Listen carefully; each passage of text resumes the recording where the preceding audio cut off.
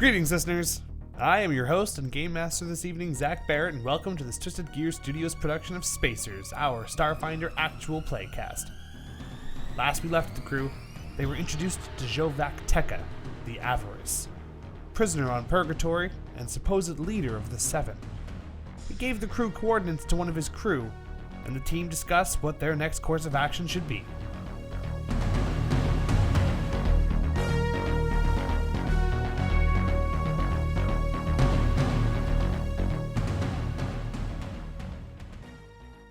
Yeah, so yes, you were coming up with your grocery list of things to do. Yeah, so our other option is to go to this Xovak system, where... There was a, what was the Star Empire was going there? The Aslanti Star Empire.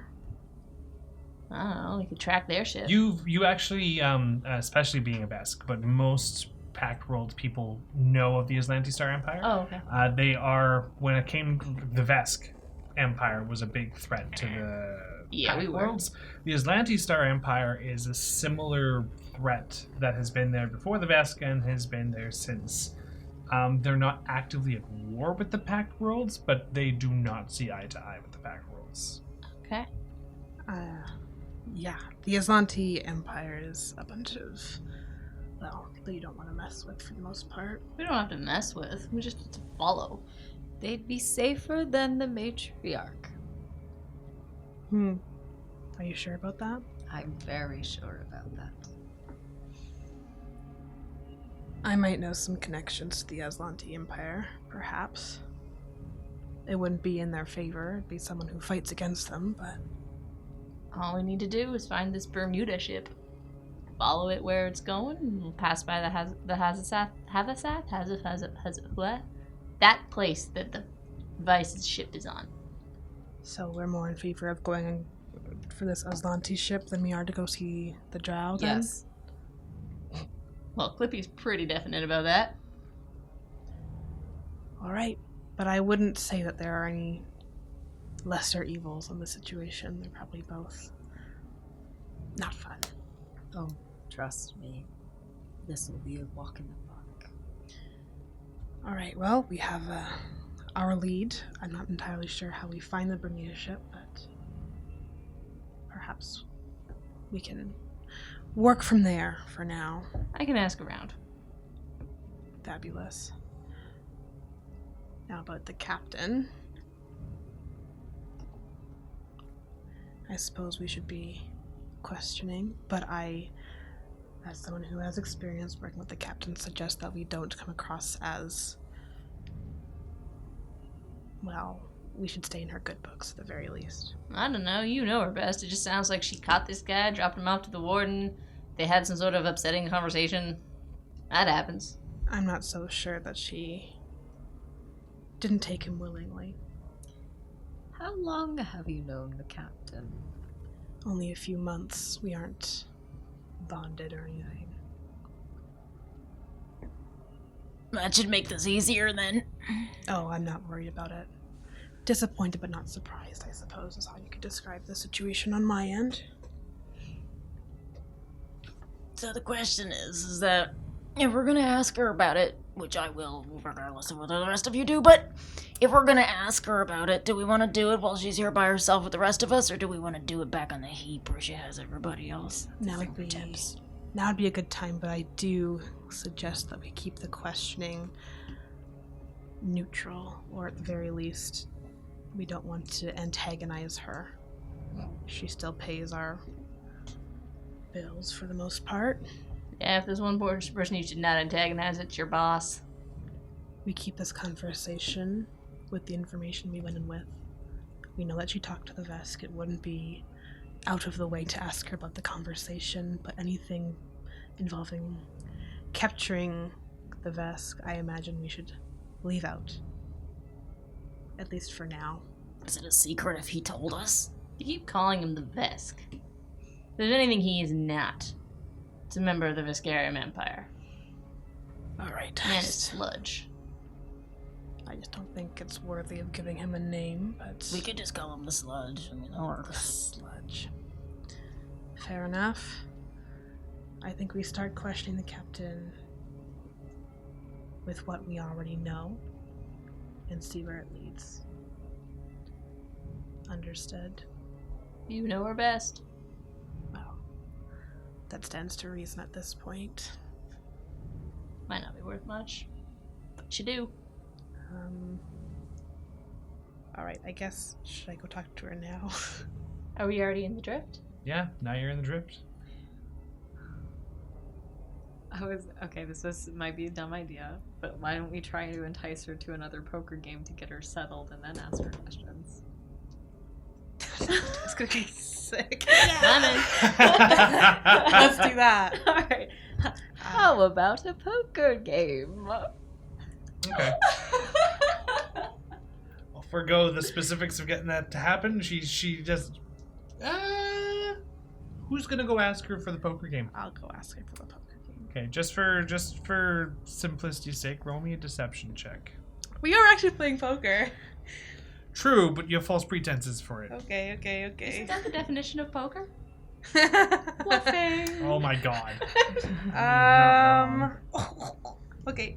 That's really good. 18 and then deception. I think I'm pretty good. Oh my goodness.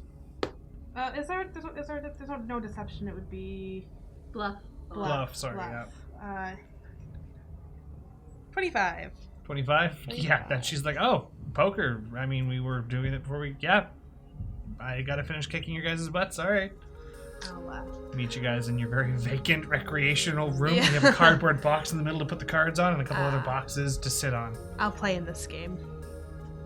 Is there anyone not playing this game? Greg's not playing, he's making more origami. Roll a craft check.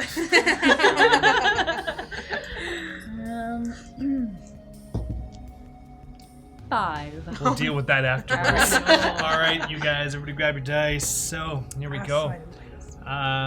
So the captain sits down. Let's kind of roll an initiative sort of thing here. So let's roll for first one with one highest number.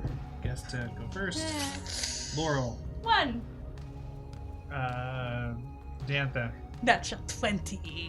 Unless you got a nat 18. 20. Okay, in that case, you get to set the bar how much money you want the pot to be. I'll Dantha. just put in 5 to start. Put in 5. Laurel. Oh, sorry. I guess second would be Cliptech. Want to match that or raise it? I'm gonna raise a 10. 210 or by 10? 210 or by 10? 210. Okay. Okay. Do you match that? Yeah. Okay. Laurel, you put in 10? Yep. All right. Argus puts in 10. All right. Roll that. Okay. Since you got to go first, Deantha, what you got? 10. All right. Cliptic. Is this with something as well, or With your no? wisdom. Wisdom. Oh, wisdom. Modifier. Plus 4. Oh, okay. So 12. 12. 11. Very close. So you'll put your cards down and you look at Cliptic's cards. It's like, oh, Cliptic's gonna win. Cliptic reaches for the pot and the captain puts down her hand. It's slightly better. She takes the 40 credits to herself. Good play, Another Captain. Of course. Obviously. While they're playing, Greg's gonna put his origami down for a moment, disappear into another room, and then come back with a bottle of alcohol that's about half his own size.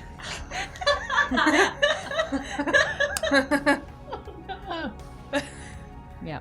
And then he's gonna slam that down on the table, and then he's gonna waddle his way back out again. Well, not waddle, because he's not gonna be super stealthy and awesome, but he's gonna go back out and come in with a bunch of cups and bring those over and dump them on the table, and then he's gonna go back over and sit down and pick up his origami again. Drinking party! So you guys are there, and as you were getting ready for hand number 2, this massive bottle, boom, well, average size bottle, hits the cardboard box, followed shortly by 4 or 5 cups. Then Greg walks away. This might be also another dumb idea, but can we make it a drinking game for whoever wins has to take a swig? Because, like, I purposely want the captain to win so she's drunk. And then we can ask her questions. Well, I don't know. I'll pick up the Kevin core and pour a glass for everyone, but I'm not going to suggest the idea of a drinking game. Damn it. Fine. Alright. Would I know the captain's drinking habits? She drinks. we shouldn't worry about it. Okay, She'll fair drink. enough. She'll All right, drink. cool. As soon as the bottle's there, she goes, "Oh, great idea. Goblin's my favorite one." She grabs a cup. She starts pouring. I pour everyone else a glass. Okay. Yeah. Okay. Is anyone trying to sway the game one way or the other? For Is there an now- attempt for- to sway it? Not right now, but I would want to say while we're dealing the second hand, just the captain. So, Captain, I noticed you had a conversation with that lizard guy. Just curious what you guys were talking about. If it's pertinent to what our goals. And I'm telling the truth. This is the truth. We need to know because we're trying to figure pertinent to our bounty. As she drinks, she kind of looks at you. There's a bit of a really expression. Sorry, you're asking me to tell you what? We're got this bounty list, and a number of them are from the same criminal organization of the person you talked to. If there's anything, Your bounty list includes the 7. some members, just a few smaller members of 7. That wasn't my arrangement with him. That's what we received. It's just a few smaller members, people who worked under Xovak.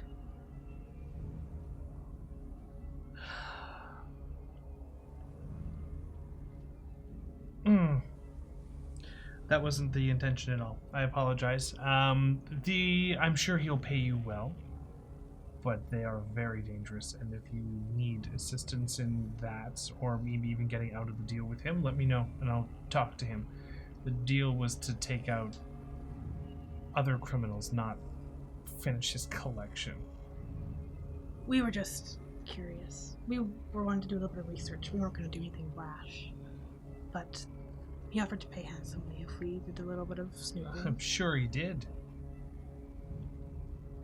I actually haven't been really all that familiar with the 7 until quite recently. Do you know the 7 a bit better than I do, Captain? I know that... I hear the stories like everyone else. I know that they are not all stories.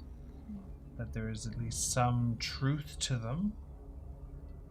And I know that there are some people that at least... I haven't seen them in action myself. I have seen those that claim to be members and are vile enough that if the organization is a real thing, I wouldn't doubt that they are a part of it. At this point, the hand has been dealt out and another round is going to be played. Can I sense motive first on just if she was lying at all during that? Sure, go for it. Roll it. Let's 23.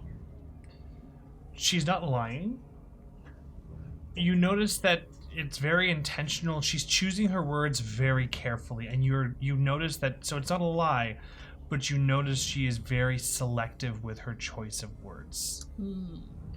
Because we know that she had allegedly brought in Xovak, so would it not have counted as an interaction with the 7? Correct.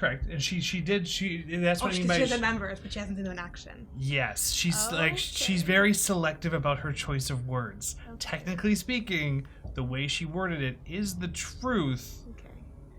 But it's said in such a way, she's kind of mixing her thoughts and what she wishes the situation to be with the facts. Okay. And if you didn't have an ulterior motive to try and get an answer out of her, you wouldn't have thought the wiser.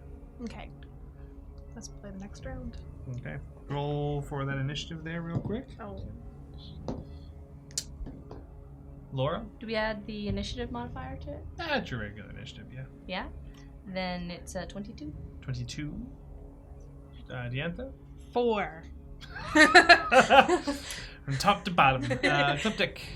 Sorry, that's my wisdom modifier, right? So No, that initiative. Oh, initiative? Oh, It's well, above health. 13. Oh, okay. Laura, What do you mean it's above health? you get to go first. Do you want to set the bar? I'll set it at 5 again. I don't have a very high wisdom. Yeah. Cool. Also, it's like I'm pouring another round of drinks. Fantastic. Cat says nothing about it. She looks at your 5, smiles. She puts down another 10. So Makes it 15? 15. Okay. Do you put up 10? Yeah. Match it. Cliptic, do you put in 15? Yes. Yeah. Okay. So in that case, the pot is now 60 credits. Roll and add your wisdom. Oof. I hate your dice. I'm sorry. Ooh. 5. 6. Oh my goodness. I have a 5. 5, That's 6, a natural one. That's a over natural there. one. I throw my cards down in disgust and I grumble, but then when Cliptic turns up his hands, I'm like, Actually, we're gonna add an extra layer to this. We're gonna actually add an extra layer to this because we're putting in bigger numbers. Like in some games of poker, there's that first card you get, and then there's the next. You know, where the betting gets to become is where you think you're closer to winning or not. Mm-hmm. What I'm gonna say with a natural 1 for a good old Cliptic over there, you think you've got a good hand on the go. So, you honestly believe that you're going to win. So this is just your first set of cards. So now, looking at your numbers, okay, no, we'll instill this in the next round because we said our numbers out loud. So what we're going to do, how we're going to play the game now moving forward, because now it's got that bit of, level of betting, is first round, you roll your dice, you keep your numbers to yourself, you be honest about it, and then we go around and say if we're going to raise or lower or add more, and then go from there. Okay.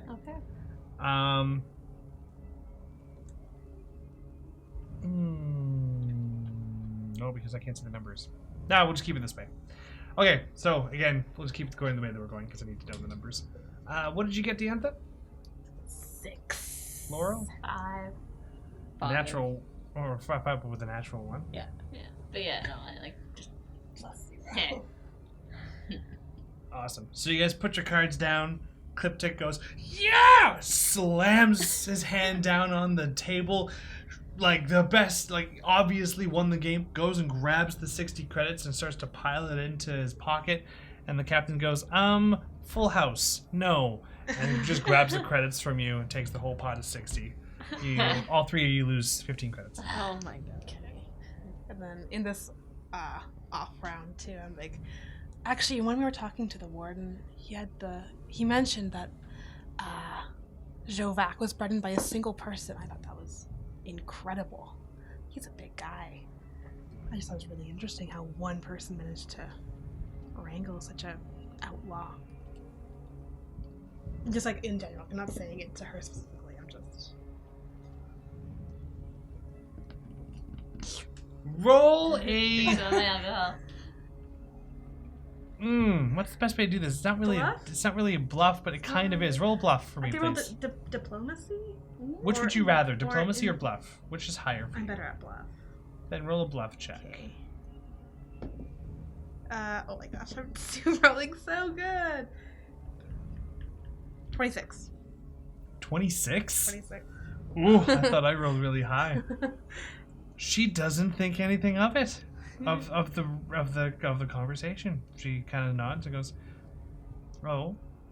Yeah, I just he's 10 feet, easy, and I just thought it was He's large. incredible that one person managed to. I just can't figure out how they would have managed it. Luck? A lot of luck and effort, I'd imagine. I know. I mean, if it were me, I couldn't have done it by force. That's for sure. It had to be some other method. But Do you think it's other suspicious motives? I don't know. He's got a lot of connections. He's got a lot of connections. And he's a crafty guy, I figure. Greg coughs. Sorry. And as I'm talking, I'm kind of just trying to see how she's reacting. Roll a stealth check. Stealth? Yeah. Okay. I think I'm good at stealth, kind of. Okay. 24.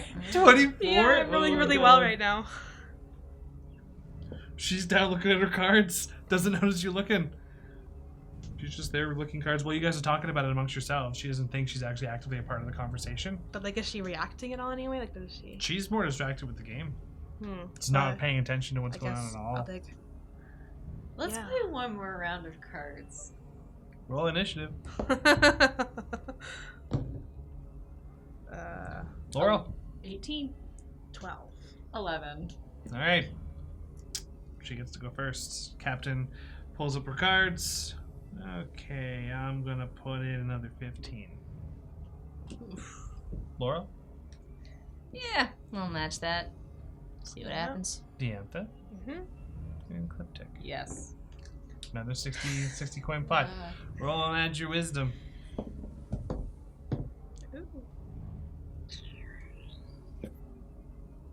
What'd you get, Laurel? 17. Diantha? 18. 13. You've got a pair, Cliptic. You've got a pair. Laurel, you've got 2 pairs. Nice. Diantha, you got... Yeah, let's say 4 of a kind. Great. No, wait. Lower flush, maybe. Yeah, one of the... A little bit higher than that. Okay, like a mid, like a high flush. Cool. Well, no, higher than 2 pairs. Oh, okay, whatever that is. Yeah. It's been a while since I'm rusty on my poker hands. But then whatever one just barely higher than yours Okay. is what the captain plays. Okay. Because 17, 18, 19. Okay. And she takes the pot and you lose another 15 credits each. Cleaning us out, Captain. Yeah, you're doing a really good job. This is how I make my money on the side. I need to pay for the bad habits. Me too. Going back about the vest. Who are you gambling with? I use poker winnings often to fuel things that I have as hobbies. You don't have to play poker to get poker winnings. Cliptic, you were saying. Going back to the vest, I think it's a lot more suspicious how he ended up in jail. I know, it's really interesting. I'm still distracted, staring at Greg, really confused. Both of you, Cliptic and Diantha, roll bluff checks. Oh shit! Okay, there it is. Diantha, what'd you get? 10. It's a natural one. No, it was a 3. Okay. How about you there, Cliptic? I have a 10. It's at this point, as Cliptic just brings up and says it, that the captain, as she's dealt her hand, doesn't even look at the cards this time, puts the cards down, and then looks at all of you. I'm still staring at Greg. I'm really confused. So yeah, you may Could've, not notice. But she's definitely looking at Cliptic and Diantha I'm not, and I'm totally like, with a layer of, like, an underlaying anger. and I am like, not like stone face, not stone face, but like as if we're having a normal conversation. I'm just trying to pretend to understand the layout of the cards and why I lost. Wow. I'm trying to hide behind that. It's not working, but I'm trying to hide behind that. Well, he's just an interesting guy, but congratulations, Captain. You cleaned us out. As you stand up, you've never heard this tone of voice from her before. She goes, "Sit." I just turn away and look at her. What? I sit back down, but I'm like, I'm sorry, Captain. Did something upset you? Did the warden tell you something that I should know? Were Nothing you more. eavesdropping on my conversation with Xovak? Of course not. You wanted to charge us 500 credits to do that. The Cliptic's just. I'm trying. I basically send telepathically through through Laurel's head. What? And that's it. It's at this point, Greg, you're working on origami. You hear Laurel just blurt that out. Getting increasingly irritated with everyone at the table because they can't just get on with it. You look up, and the amount of saliva you've used to glue, quote unquote, your origami tower together, as you stop and look up at the table in shock, it collapses under its own weight and grossness of wet, messy paste. shoot. I need to drink more of, what do they call it? Tea. Water next time. Or less. Yeah, I definitely need more water. All right. Well, she's staring at the three of you. She kind of glances at you over in the corner, but it's too much effort. So she goes back to just staring at the three of you guys. But you get some dagger shot at you, eye-wise there, Greg. Whatever, I'm just letting them handle this situation. Quote unquote, handle it. What? I mean, we didn't. It just seems like maybe there's something about this mission that is a bit above our heads, is all. Alright, that's it, I've had it. I'm so bored over here. And the origami just goes flying through the air. And I jump down from like this little seat that I was on. It's like, Listen, your stupid big Vesk friend told us that you put him in there. So it's not a secret anymore. But it would be helpful for us, since we took on a contract that we apparently weren't even supposed to take on, because we were doing you a favor. Because even though you say you don't need us, you actually do, or we wouldn't be here. So maybe we can just have a conversation instead of just being boring. I just lean back in my chair, take a sip of my drink. I'm going to make tea. And I get up to go. Now my origami is ruined! As you stand up, Cliptic, you just see the captain. She's staring at Greg. As you stand up, Cliptic, she goes and points down for you to sit down again. Okay, I'm gonna sit down, but my hands are gonna be like folded in my lap like a little kid. Greg, yes. roll a diplomacy check. oh, I don't care about being diplomatic. No, I really don't. No, this is for something else. Please roll that. I rolled a natural 20. Plus one. I love so 21. this game. That's 21. I love this game. Woo. So you say that. Yes. It's completely quiet. Probably. Cryptic goes to stand up and she goes, down. She shuffles over to the side. She pulls up another bucket or box. Motions for you to take a seat right next to her, Greg. All right, sure. Okay. Greg sits down, legs stuck out in front of him. She looks around, a little less angry now, but she looks around to the group of you. I used to work for the Warden as one of his ghouls, one of his jailers that went out to collect criminals around the systems. And I wanted to leave. I wanted to do my own thing.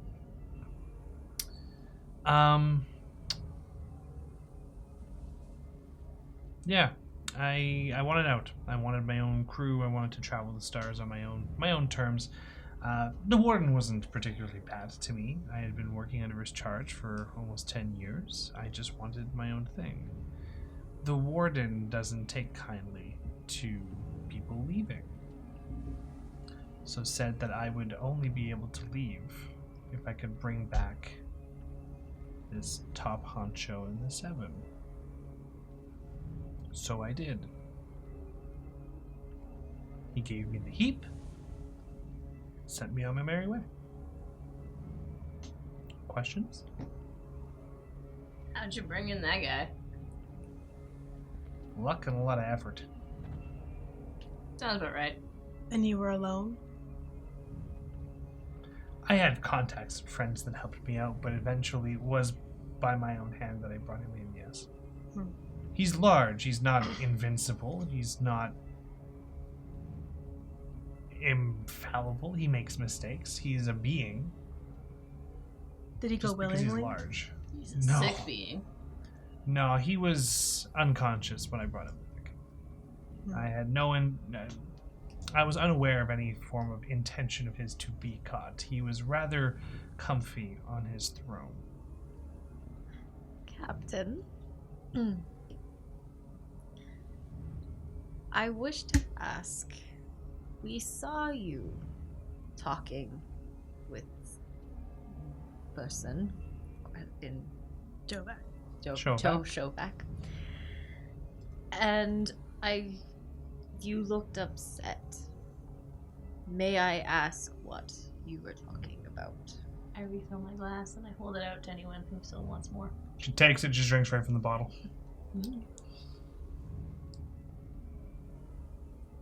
He started making no sense.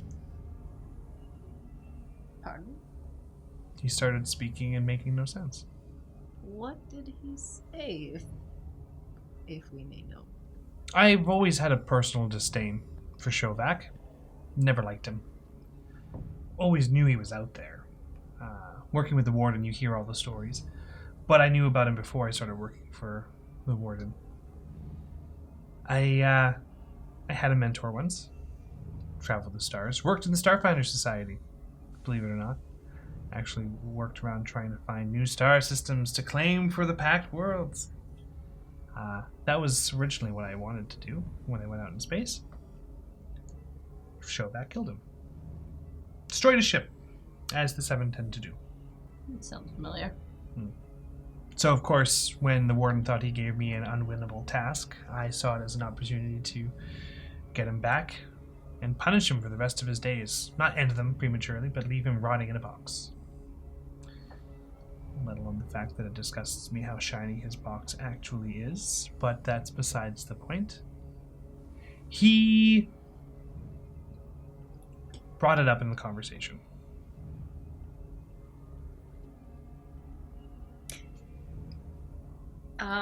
Or I brought it up in conversation.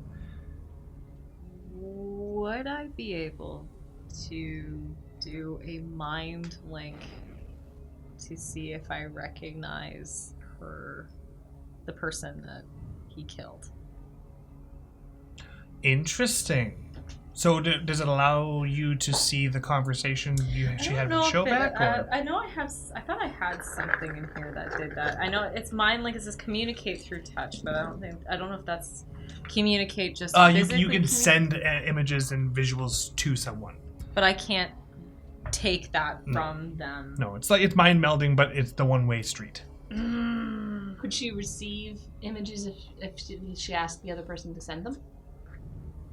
Like, she can send an image. Yeah, she can send an image. She can say, if there was an image in particular that Kleptic wanted to send that no, other way around. Sending. Yeah, I think other way around. If she could the captain send an image to Kleptic?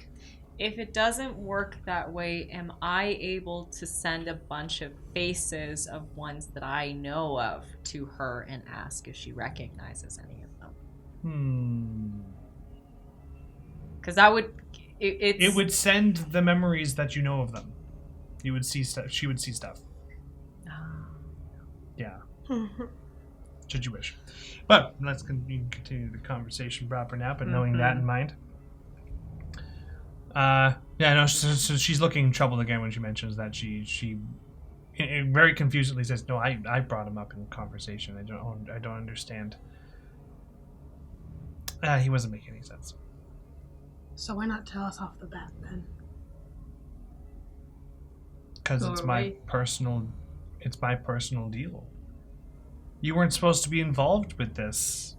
Oh. The only reason why it came back to my attention to work on it was because you brought up running into the Seven on a recent mission. It just brought back old things, and I needed to talk to Xovak and dig it up. Did you find anything interesting or useful? That Xovak is absolutely insane. Probably already knew that. That's strange, though, because we talked to him, and I've never seen someone be so stoic before. He has no conscience. Doesn't change the fact that he doesn't look insane in any way. He talked to us. Psychotic? He had no issue answering our questions, and in fact answered them almost too well in some cases. Well, his, he has an ability to control the room. He claimed to have never seen or to have never killed my mentor. And it's just simply not true. He might not have known. I mean, killing a bunch of people is another Tuesday for him. Yeah, it doesn't You say know it's what? one- it I will doesn't say it's that one it's way. two-way. I'll say it's two-way. Yeah. That's fine. It Yeah. says it's one way. Okay. All Okay. right. So then I want to perform mind link. What do I need to do for that? Ask her. Just asking. Captain. Yeah. May I have permission to understand better of your mentor? Sure. I would like to perform a thing called Mind Link. I'm familiar with it. I have your permission to do so. I don't see why not. What do you need from me? I need you to just remember your mentor. Picture him in your head. Okay. And I'm going to put my hand on her shoulder and then just go hunker down into focus. Okay. So, for narrative purposes, I'm going to take some leeway here with Mind Link and say that it's, when dealing with information that has a lot of emotional attachment, there's going to be a lot of fragmented images. Okay. And it's not entirely clear, but chunks of it are. You do see at some point a visual of this person. The person is not familiar to you at all. Okay. You do not recognize this male human. But you do witness what looks to be like a recording of like a video recording of the last moments of his ship as it's being destroyed through Farah's eyes as she's watching it, which is for her the confirmation that it was destroyed by Xovak. So you're seeing all these the most recent emotional connection she has with this topic, right? So emotion number one is the confirmation that Xovak did it, and seeing that Xovak's rather terrifying looking ship peers around a massive asteroid. Looks like it's made out of, sure enough, like the descriptions say, bones and flesh and metal. This is the same ship we're trying to find, right? Yeah. Okay, Yes. so now I actually have So a you've visual seen for what this. you now can see what the ship looks like as it destroys her mentor ship. The star system looked very weird. There's a visual thing that stands out about the star system. It looks like there's what looks to be they're in an asteroid belt, and it's very colorful, as if there's a nebula nearby that they're inside the middle of. And it's all swirling around what looks to be where the star is. The star is rotating around what you could best guess to be a black hole. That's the most visually striking aspect of the scene besides this terrifying ship. It's also paired with the very specific part of the conversation with Xovak in the chamber. And you're not sure if this has to do with your inexperience with Mind Link, but the two kind of go hand in hand as she's kind of experienced them together very recently, where the conversation in its exact bit goes where she talks about, he's continuing to when he was talking with you, he was very stoic. He didn't get positive emotions, negative emotions, nothing. It's at the point in the conversation where he's already experiencing joy. Okay. And she's asking him, so does killing my mentor bring you joy? And he goes, I don't have joy for killing your mentor. Why not? Because I haven't. Oh, you're calling me a liar. He goes, no, I'm not, my joy is not because I haven't done it. My joy is because I believe you. And that's where she runs out in confusion. And the link breaks. That is confusing. Okay. I'm so sorry, Captain. You see that she kind of re-experiences it when you do that, and she kind of goes, yep, I'll see you later, and then leaves. I don't think, it seems like she wasn't expecting that much would go through. Right. Well, I know what the ship looks like that we need to find. Fabulous. Let me guess, it's the Oxian? Make their ships out of giant dead things. Basically look like zombies in space? It does appear to match Eox is a planet of the undead in Pact Worlds. And their ships are built not to have life forms living inside because they're zombies, and it's built off of carcasses and bones. The difference here is that it looks like it was also constructed with metal and could house life inside. But yeah, it does look that design aesthetic. Right. Okay, so then yes, but it looked like it could house living things.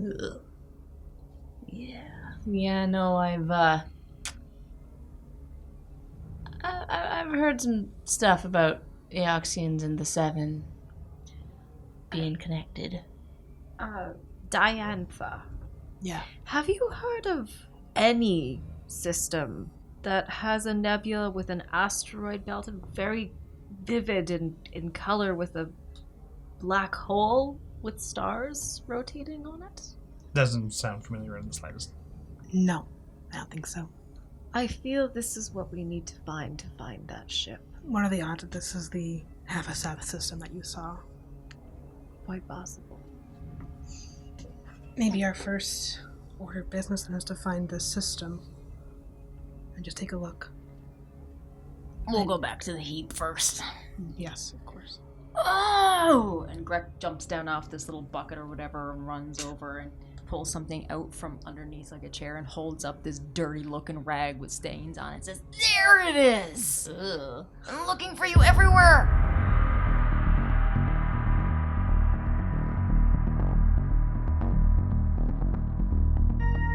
Thank you for listening to this Twisted Gear Studios production. The next episode of Spacers will air Tuesday, March 19th. Until then, Tuesday, March 12th is the next episode of The Call, our Call of Cthulhu actual playcast GM'd by Derek Snow.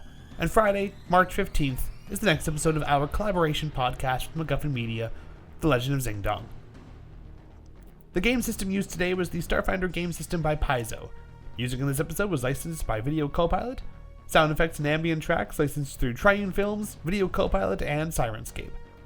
You can find all of the Twisted Gears' podcasts on YouTube, Google Play, Apple Music, and Spotify. Please like and follow the Twisted Gear Studios Facebook page and follow us on Twitter and Instagram at The Twisted Gear. Your players this evening were Janessa Coles, Lindsay Zelansky, Elizabeth Wells, and Bailey Yarkey. Your audio operator tonight was Rob Hickey, and I was your host and GM, Zach Barrett. If you happen to be in the Fort McMurray area, you can also find me at Tavern on Main every Monday night at 7:30 p.m. for trivia. Have a good night, everyone, and we'll see you next time.